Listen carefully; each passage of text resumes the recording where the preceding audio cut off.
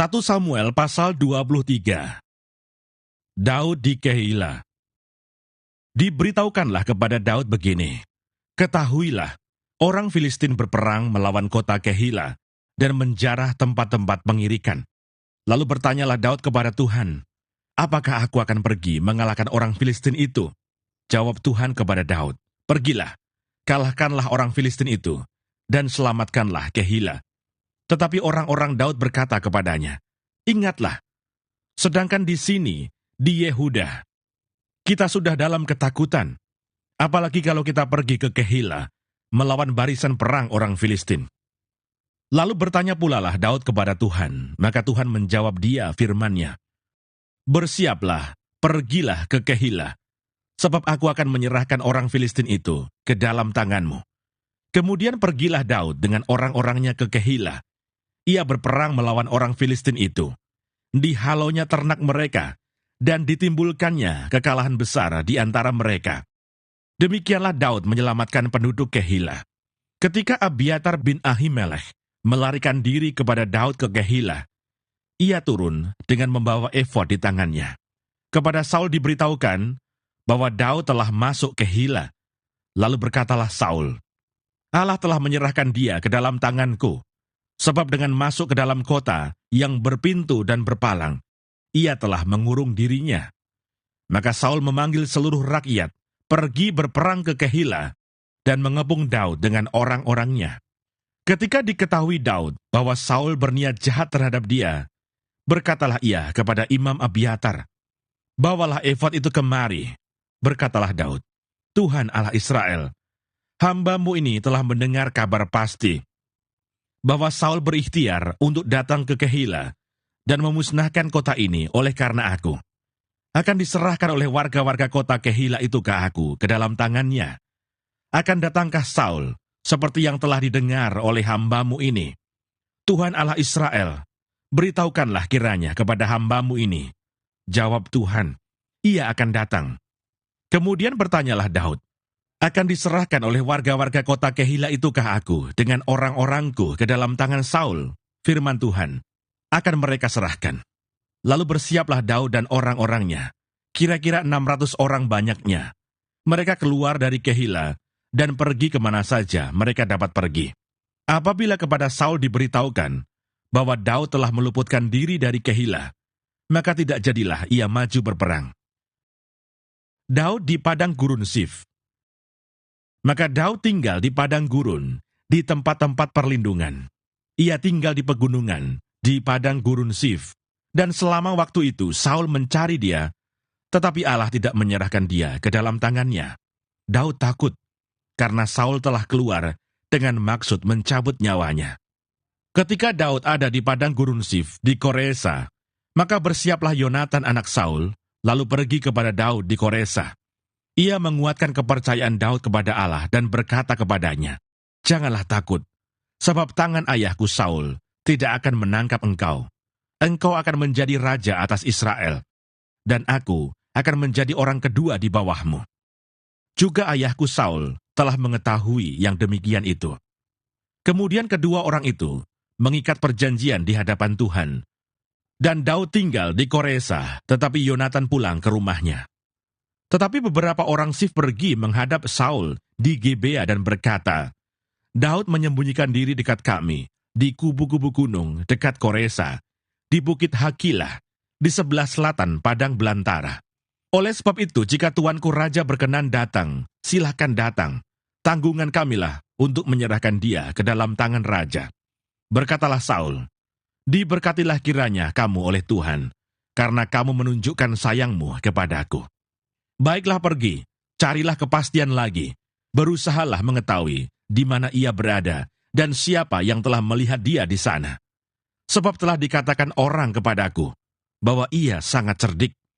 Berusahalah mengetahui segala tempat persembunyiannya. Kemudian datanglah kembali kepadaku dengan kabar yang pasti, dan aku akan pergi bersama-sama dengan kamu. Sesungguhnya, jika ia ada di dalam negeri, maka aku akan meneliti dia di antara segala ribuan orang Yehuda. Lalu berkemaslah mereka pergi ke Sif mendahului Saul. Daud dan orang-orangnya ada di padang gurun Maon, di dataran di sebelah selatan padang belantara. Ketika Saul dengan orang-orangnya pergi mencari Daud, diberitahukanlah hal itu kepada Daud. Lalu pergilah ia ke Gunung Batu dan tinggal di padang gurun Maon. Saul mendengar hal itu, lalu mengejar Daud di padang gurun Maon. Saul berjalan dari sisi gunung sebelah sini, dan Daud dengan orang-orangnya dari sisi gunung sebelah sana. Daud cepat-cepat mengelakkan Saul, tetapi Saul dengan orang-orangnya sudah hampir mengepung Daud, serta orang-orangnya untuk menangkap mereka. Ketika seorang suruhan datang kepada Saul dengan pesan, "Segeralah undur, sebab orang Filistin telah menyerbu negeri." Maka berhentilah Saul mengejar Daud, dan pergi menghadapi orang Filistin. Itulah sebabnya orang menyebut tempat itu Gunung Batu Keluputan. 1 Samuel pasal 24. Daud membiarkan Saul hidup. Daud pergi dari sana, lalu tinggal di kubu-kubu gunung di En-Gedi. Ketika Saul pulang, sesudah memburu orang Filistin itu, diberitahukanlah kepadanya demikian. "Ketahuilah, Daud ada di padang gurun En-Gedi." Kemudian Saul mengambil 3.000 orang yang terpilih dari seluruh orang Israel, lalu pergi mencari Daud dan orang-orangnya di Gunung Batu Kambing Hutan. Ia sampai ke kandang-kandang domba di tepi jalan. Di sana ada gua, dan Saul masuk ke dalamnya untuk membuang hajat. Tetapi Daud dan orang-orangnya duduk di bagian belakang gua itu. Lalu berkatalah orang-orangnya kepada Daud, "Telah tiba hari yang dikatakan Tuhan kepadamu. Sesungguhnya aku menyerahkan musuhmu ke dalam tanganmu. Maka perbuatlah kepadanya apa yang kau pandang baik." Maka Daud bangun, lalu memotong punca jubah Saul dengan diam-diam. Kemudian berdebar-debarlah hati Daud, karena ia telah memotong punca Saul. Lalu berkatalah ia kepada orang-orangnya, "Dijauhkan Tuhanlah kiranya daripadaku, untuk melakukan hal yang demikian kepada tuanku, kepada orang yang diurapi Tuhan, yakni menjamah dia, sebab dialah orang yang diurapi Tuhan." Dan Daud mencegah orang-orangnya dengan perkataan itu. Ia tidak mengizinkan mereka bangkit menyerang Saul. Sementara itu Saul telah bangun meninggalkan gua itu, hendak melanjutkan perjalanannya. Kemudian bangunlah Daud. Ia keluar dari dalam gua itu dan berseru kepada Saul dari belakang, katanya, "Tuanku Raja." Saul menoleh ke belakang. Lalu Daud berlutut dengan mukanya ke tanah dan sujud menyembah. Lalu berkatalah Daud kepada Saul, "Mengapa engkau mendengarkan perkataan orang-orang yang mengatakan, 'Sesungguhnya Daud mengikhtiarkan celakamu'? Ketahuilah, pada hari ini matamu sendiri melihat bahwa Tuhan sekarang menyerahkan engkau ke dalam tanganku dalam gua itu. Ada orang yang telah menyuruh aku membunuh engkau. Tetapi aku merasa sayang kepadamu karena pikirku, aku tidak akan menjamah tuanku itu, sebab dialah orang yang diurapi Tuhan. Lihatlah dahulu ayahku, lihatlah kiranya punca jubahmu dalam tanganku ini. Sebab dari kenyataan bahwa aku memotong punca jubahmu dengan tidak membunuh engkau, dapatlah kau ketahui dan kau lihat bahwa tanganku bersih daripada kejahatan dan pengkhianatan, dan bahwa aku tidak berbuat dosa terhadap engkau. Walaupun engkau ini mengejar-ngejar aku untuk mencabut nyawaku, Tuhan kiranya menjadi hakim di antara aku dan engkau. Tuhan kiranya membalaskan aku kepadamu, tetapi tanganku tidak akan memukul engkau. Seperti peribahasa orang tua-tua mengatakan, dari orang fasik timbul kefasikan, tetapi tanganku tidak akan memukul engkau. Terhadap siapakah Raja Israel keluar berperang? Siapakah yang kau kejar, anjing mati? Seekor kutu saja. Sebab itu Tuhan kiranya menjadi hakim yang memutuskan antara aku dan engkau. Dia kiranya memperhatikannya, memperjuangkan perkaraku, dan memberi keadilan kepadaku, dengan melepaskan aku dari tanganmu." Setelah Daud selesai menyampaikan perkataan itu kepada Saul, berkatalah Saul, "Suara muka itu, ya anakku Daud." Sesudah itu dengan suara nyaring menangislah Saul. Katanya kepada Daud, "Engkau lebih benar daripada aku, sebab engkau telah melakukan yang baik kepadaku, padahal aku melakukan yang jahat kepadamu. Telah kau tunjukkan pada hari ini, betapa engkau telah melakukan yang baik kepadaku. Walaupun Tuhan telah menyerahkan aku ke dalam tangan-Mu, Engkau tidak membunuh aku. Apabila seseorang mendapat musuhnya, masakan dilepaskannya dia berjalan dengan selamat? Tuhan kiranya membalaskan kepadamu kebaikan ganti apa yang kau lakukan kepadaku pada hari ini. Oleh karena itu, sesungguhnya aku tahu bahwa engkau pasti menjadi raja, dan jabatan Raja Israel akan tetap kokoh dalam tanganmu. Oleh sebab itu, bersumpahlah kepadaku demi Tuhan, bahwa engkau tidak akan melenyapkan keturunanku dan tidak akan menghapuskan namaku dari kaum keluargaku. Lalu bersumpahlah Daud kepada Saul. Kemudian pulanglah Saul ke rumahnya, sedang Daud dan orang-orangnya pergi ke gubuk gunung. 1 Samuel pasal 25. Kematian Samuel. Dan matilah Samuel. Seluruh orang Israel berkumpul meratapi dia dan menguburkan dia di rumahnya di Rama. Dan Daud berkemas, lalu pergi ke padang gurun Paran. Daud, Nabal, dan Abigail. Ketika itu ada seorang laki-laki di Maon yang mempunyai perusahaan di Karmel. Orang itu sangat kaya. Ia mempunyai 3.000 ekor domba dan 1.000 ekor kambing. Ia ada di Karmel pada pengguntingan bulu domba-dombanya. Nama orang itu Nabal dan nama istrinya Abigail.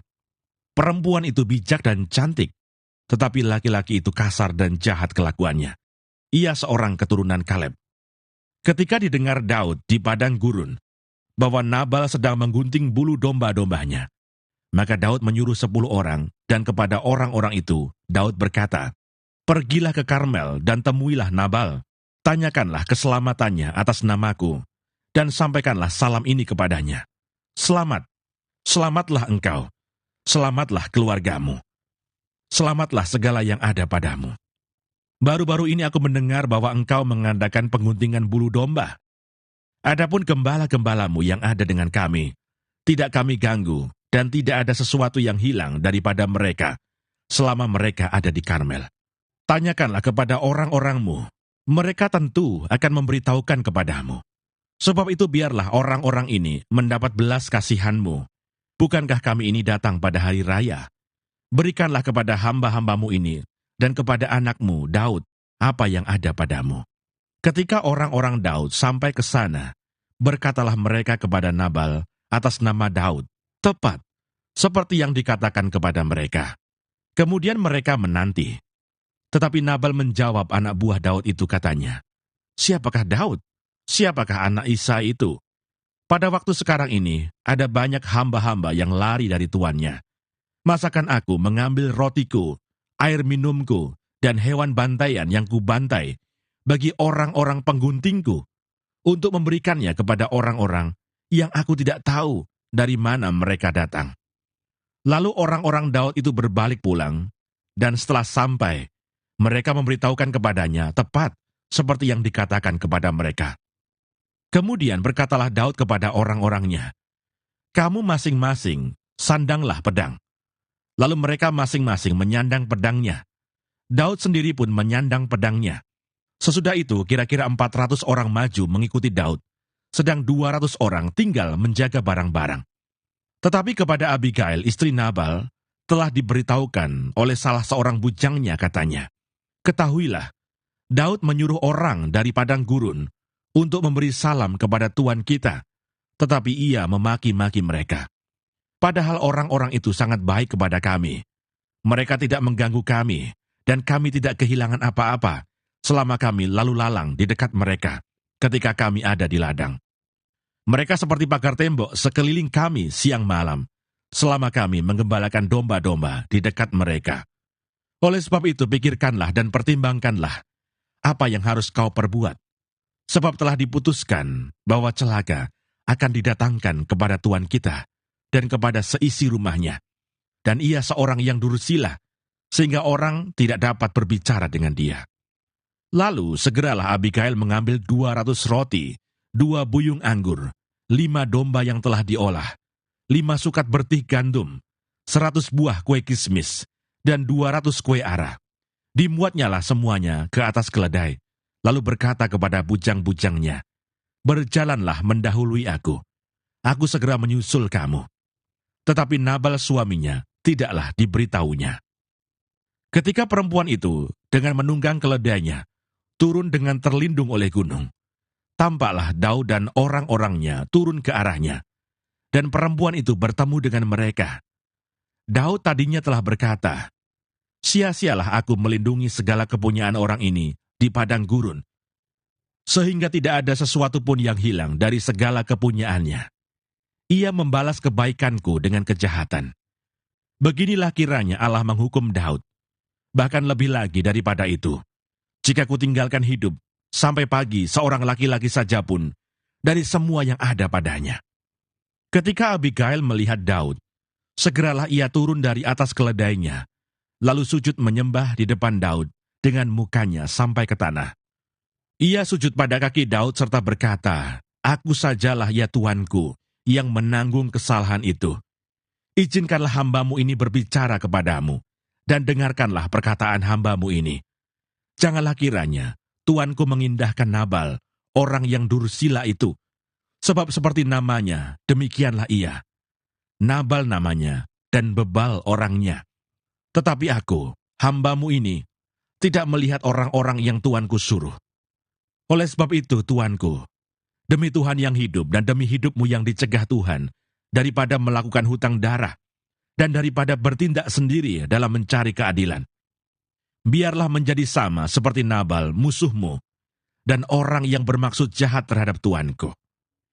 Oleh sebab itu, pemberian yang dibawa kepada Tuanku oleh budakmu ini, biarlah diberikan kepada orang-orang yang mengikuti Tuanku. Ampunilah kiranya kecerobohan hambamu ini, sebab pastilah Tuhan akan membangun bagi Tuanku keturunan yang teguh, karena Tuanku ini melakukan perang Tuhan, dan tidak ada yang jahat terdapat padamu selama hidupmu.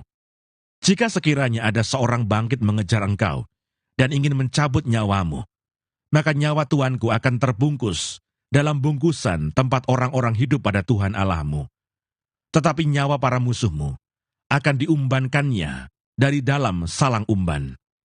Apabila Tuhan melakukan kepada Tuanku sesuai dengan segala kebaikan yang difirmankannya kepadamu, dan menunjuk engkau menjadi raja atas Israel, maka tak usahlah Tuanku bersusah hati dan menyesal karena menumpahkan darah tanpa alasan, dan karena Tuanku bertindak sendiri dalam mencari keadilan.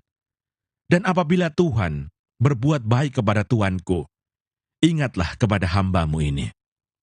Lalu berkatalah Daud kepada Abigail, "Terpujilah Tuhan Allah Israel, yang mengutus engkau menemui aku pada hari ini.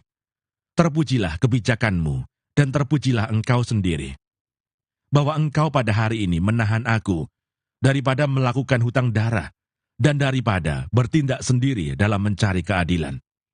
Tetapi demi Tuhan Allah Israel yang hidup, yang mencegah aku daripada berbuat jahat kepadamu, jika engkau tadinya tidak segera datang menemui aku, pasti tidak akan ada seorang laki-laki pun tinggal hidup pada Nabal sampai fajar menyingsing."